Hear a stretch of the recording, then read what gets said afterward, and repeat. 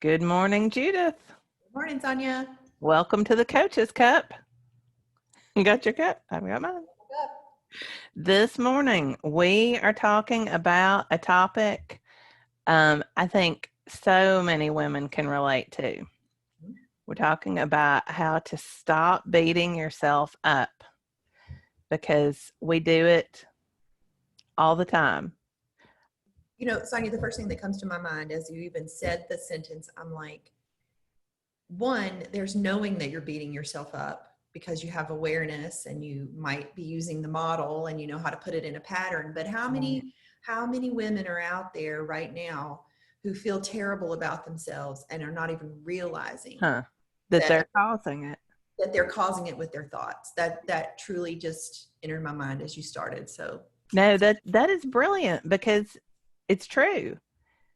It's awareness is the first step, right? So if you're feeling bad a lot, and then maybe you have to back up and figure out why. But many times it's because women run a thought loop of negative thoughts. I'm not good enough. I'm such a loser. I'll never lose weight. Yeah. Why did I say that? Why did I do that? And I was talking to my husband last night because we were talking about this topic, and we were talking about whether or not men beat themselves up. And he does not represent all men any more than I represent all women. But he said, he said, if I'm going to get pulled over for speeding, I always would hope that the cop was a man. Because women generally are very black and white thinkers. You're either right or you're wrong. You were speeding or you weren't. And he said, man, you can tell them what the situation was and you've got a better chance of getting a warning. And I thought, first I laughed, and then I thought, that really does fit with my experience, at least in the way I look at myself and in the way I look at other women looking at themselves. And I'm black and white in that I don't give myself a whole lot of gray space. I don't give myself a whole lot of grace. I could also recognize the same pattern in myself. I am much more compassionate and can drop perspective for someone else's place in life or thoughts or where they're at versus my own. That is really until I had the awareness, the ability to recognize the patterns that I'm creating with my thinking. Yeah. Yeah. So, women, we put a lot of pressure on ourselves to be the perfect mom. I cannot tell you how many women I have coached on their parenting. They want to be the perfect wife. They want to be the perfect employee.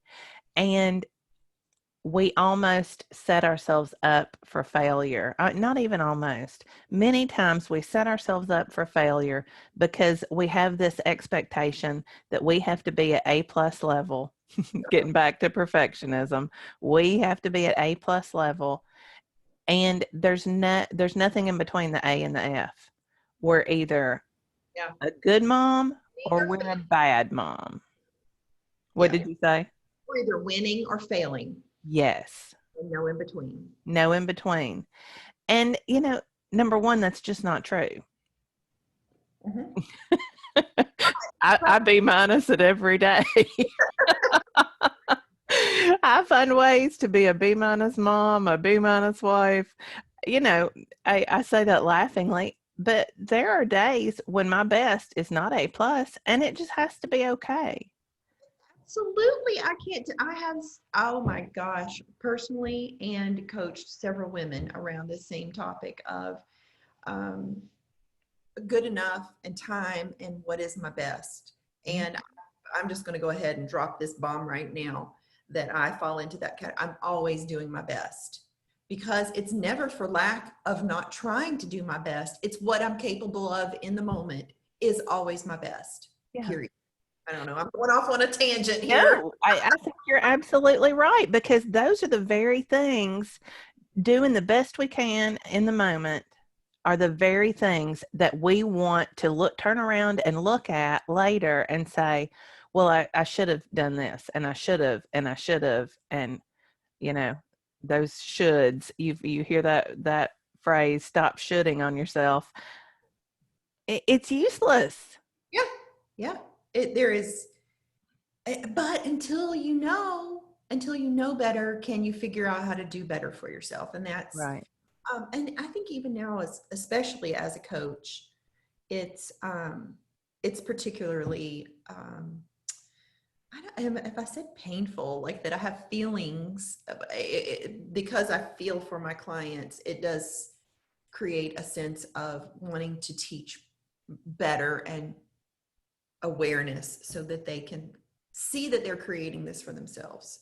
Yeah. Yeah. It is optional. Mhm. Beating yourself up, It's feeling badly is so optional. And here's the other thing about beating yourself up: it doesn't work. right. There's always that. Like it's the ultimate. Would it be the ultimate self-sabotage? Would that be correct? Because Yeah, I could make that argument. help you. You think you're going to beat yourself into this pattern of to create change when in a reality you are just beating yourself down into a swirling mess. Yeah.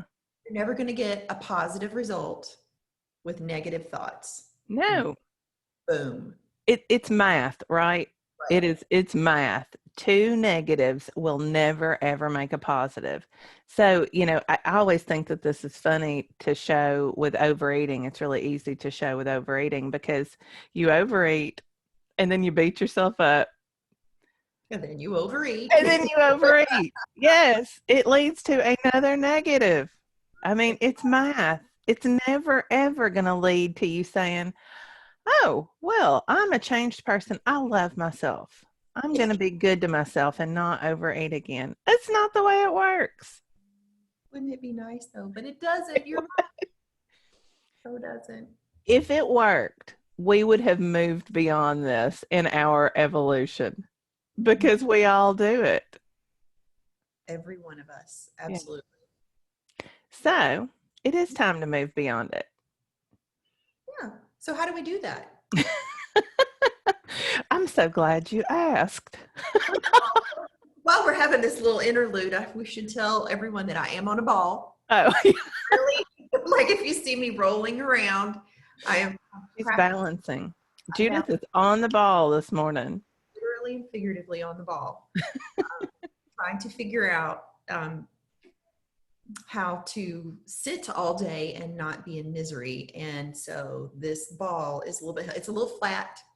I don't have to find the pump, but it does help for now. I think I'll be rotating the chair anyway. Okay, so we've had Everybody who's listening to the podcast, they're all going to be curious now. They're going to jump over to YouTube and watch this, see you rolling around.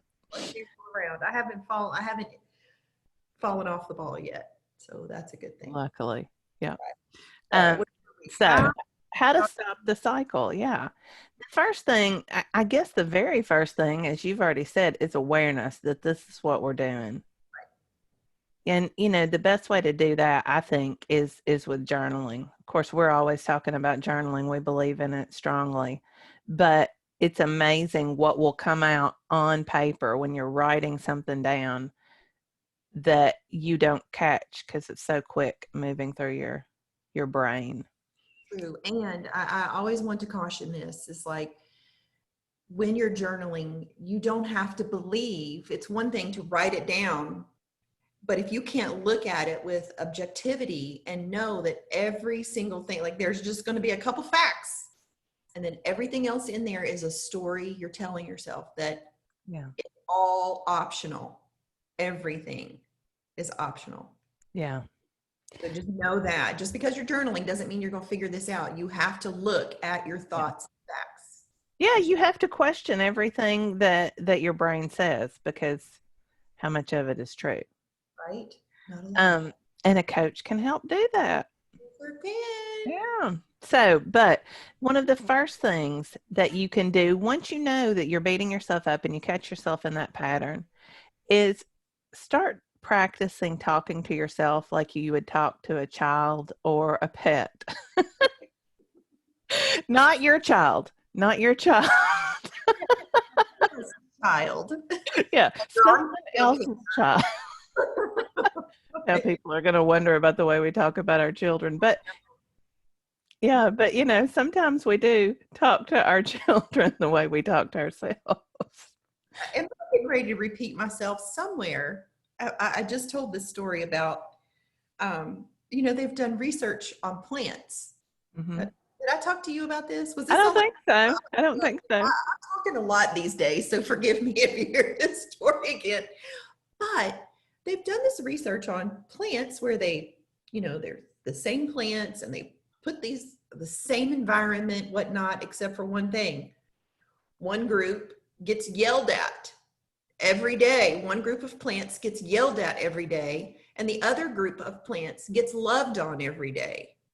And they respond. So there's that. Like this, That's crazy. it is crazy. And they've done it with like heavy metal music versus like, I don't even know artists, but like, and it's true. So how the energy that your thoughts create for you, your body is responding to in other ways. Now, maybe not like the plant, but if you think about a plant dying because it's being talked to negatively and yelled at, in essence, that's what you're doing to yourself. Yeah. You're just slowly eroding any trust factor that you have with yourself, any believability that you are capable of change.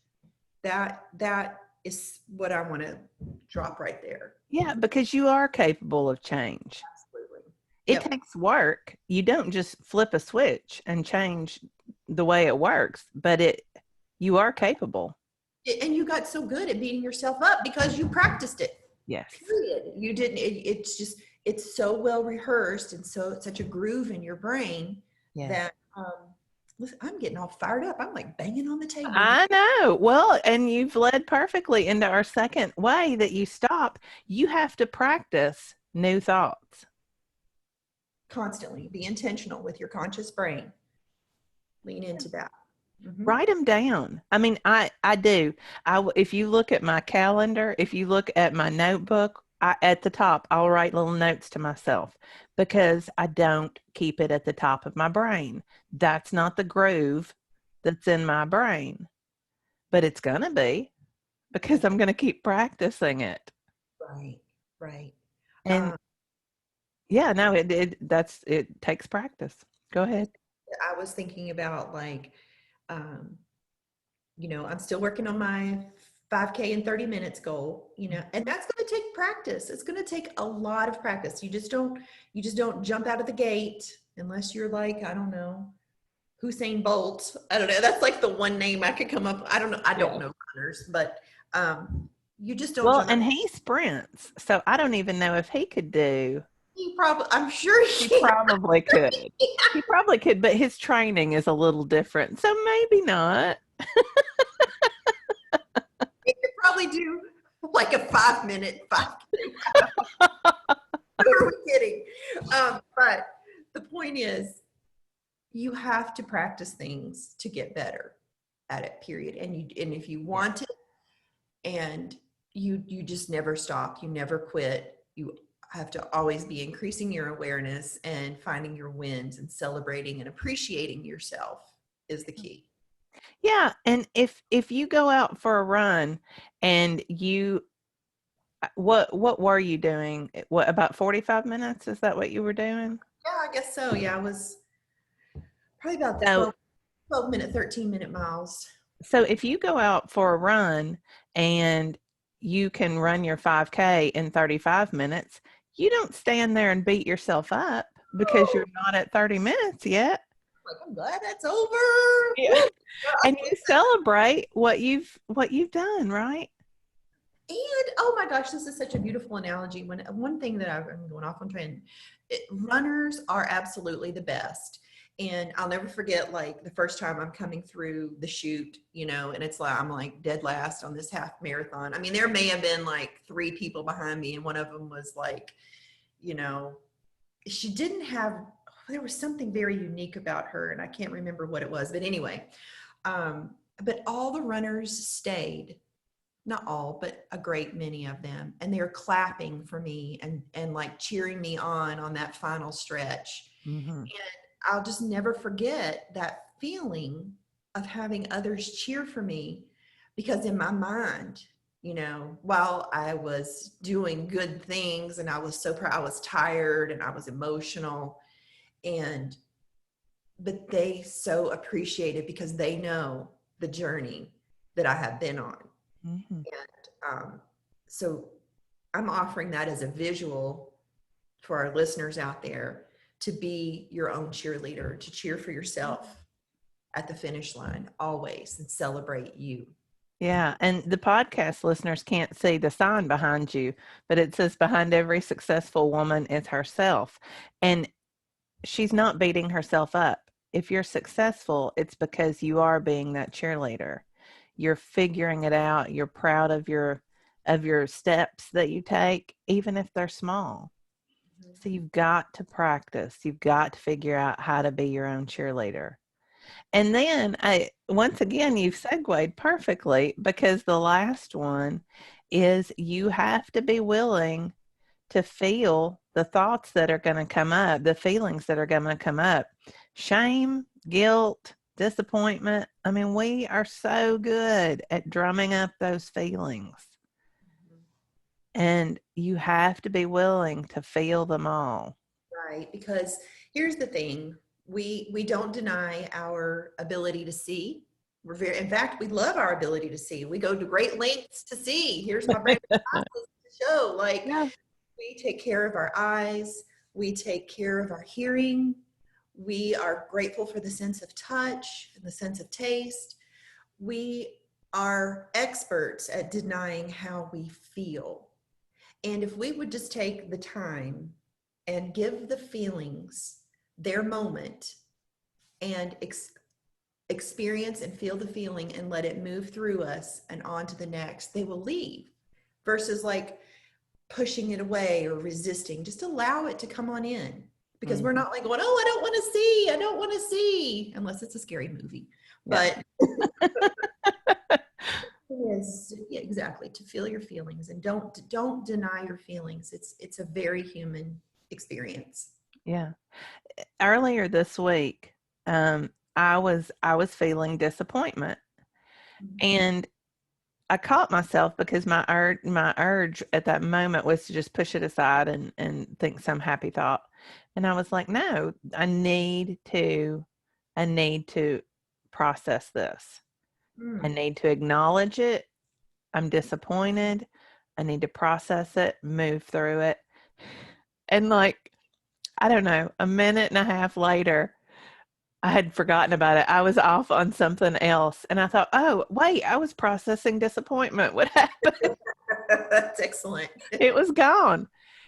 You gave it its minute. I did. And it is literally sometimes and sometimes it's longer. I mean, there are negative feelings that last longer or that come back. But if we will stay with them, talk ourselves through it. Yeah. And here's the thing too, that I think we've talked about this before, is that, you know, some thoughts and feelings may never go away, but the more you talk to them and acknowledge them, the less they become. Yes. Yeah. I put that out right. The less they will come around. Right. I knew what you meant. I'm not sure I did. Yeah. I mean, there are things that are going to come up every day when you first start doing this. Yeah. And we have to practice. Mm-hmm. We have to talk to ourselves kindly. Mm-hmm. And we have to be willing to feel whatever feelings come up. And if you do that, then it really is amazing not only how much more successful you can be with your own personal endeavors, but how much better you are at being a wife and a mother and an employee and a human on this earth, or an entrepreneur, or, whatever. You are a better you when you stop beating yourself up. The judgment, stop it. Yeah. Because that's really what we're saying. When Yes. the is the judgment you're placing on your thoughts and feelings, and just staying in the toilet. Yeah. It does no one any good. So flush it for the last time today. Look at us. Woo! Getting into the potty talk. We're going to put that on a t-shirt. All Oh right. Anything else you want to say, Judith? gosh, I've got a couple of notes laying around here, and I can't seem to come across. I think we covered.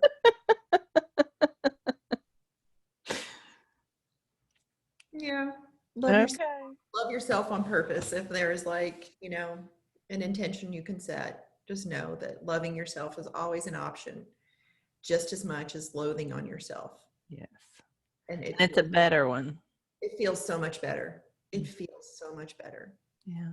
Yeah. A healthy plant is always reaching toward the sun. You think about flowers doing that.